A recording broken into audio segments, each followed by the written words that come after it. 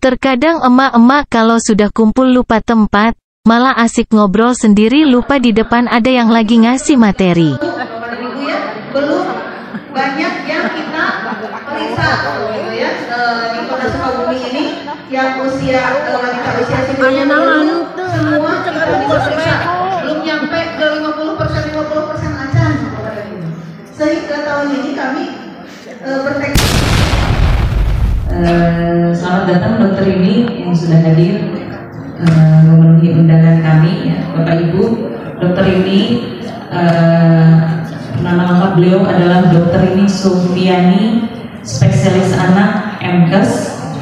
Beliau akan membahas mengenai imunisasi anak sekolah ya, yang kelebet kemudian kayu sup. nanti kita akan lanjutkan dengan diskusi sekalian dengan materi kebijakan bias ya Bapak Ibu ya. Ini untuk wilayah Salabatu masih tetap SD Unfair ya, yang belum sama sekali. SD Advent yang belum sama sekali. Ini untuk wilayah Puskesmas Cipela, Gunung Puyuh, mana semangatnya Gunung Puyuh? Papiloma virus yang saat ada TB untuk kelas 5 yang saat ini baru ini ya Bu ya, Bapak dan Ibu. Kemudian nanti kelas 6 karena sekarang kita baru mulai diberikan human papilloma virus ini atau vaksin ini di tahun ini, maka yang diberikan hanya untuk kelas 5 saja, dosis ke 1 ya. Jadi kelas 6 dikasih enggak? Untuk saat ini kelas 6 tidak diberikan. Tapi tahun depan HPV ini diberikan untuk kelas 5 dan kelas 6. Untuk kelas 5-nya dosis 1, untuk kelas 6-nya dosis 2 ya.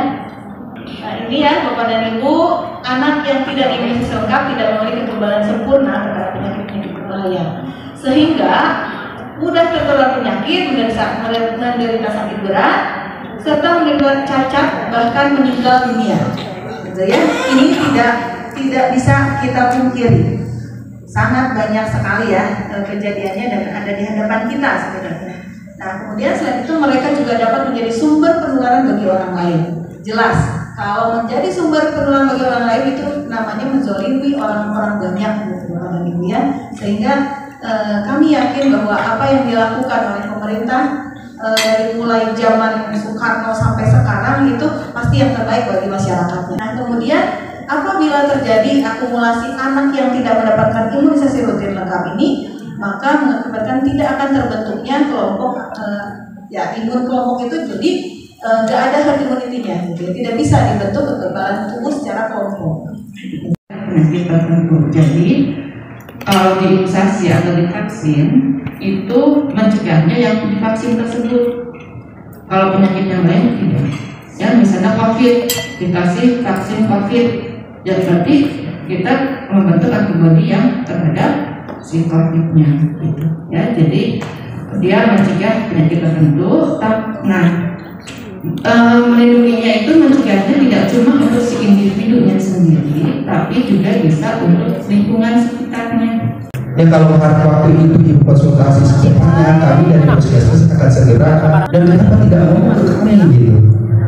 Ya akhirnya pada waktu itu diselesaikanlah dengan secara baik-baik, kemudian diadakan semacam rehabilitasi kebaikan ya untuk kebaikan semua, sehingga tidak muncul kepentingan. Nah ini yang pertama yang saya tanyakan, kenapa? Apa ada semacam gejala setelah pemberian imunisasi sehingga tidak cepat konsul pada atau puskesmas? Terima kasih, itu aja Bu pertanyaannya.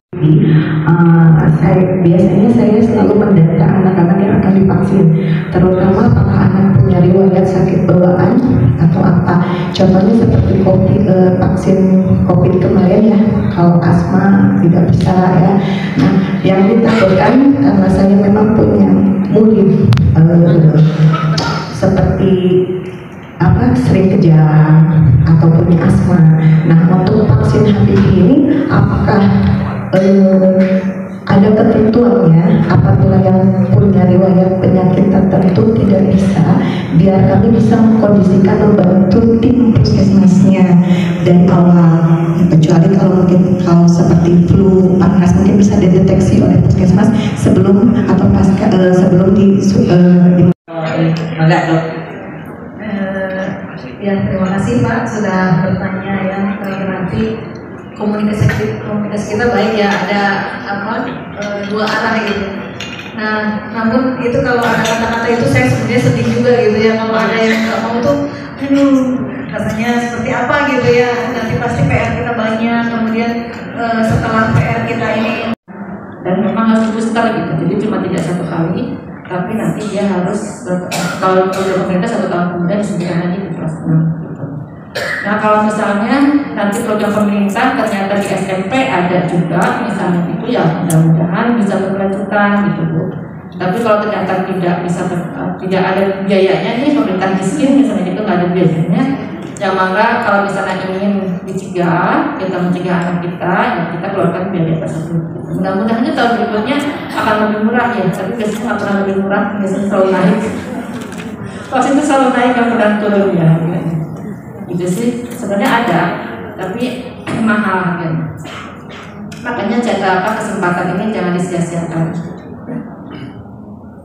Kemudian kelas 5, kelas 6 disuntikan HPV. Nanti bulan November kelas 1 disuntikan kelas 1, 2. Oke, nanti dari sini.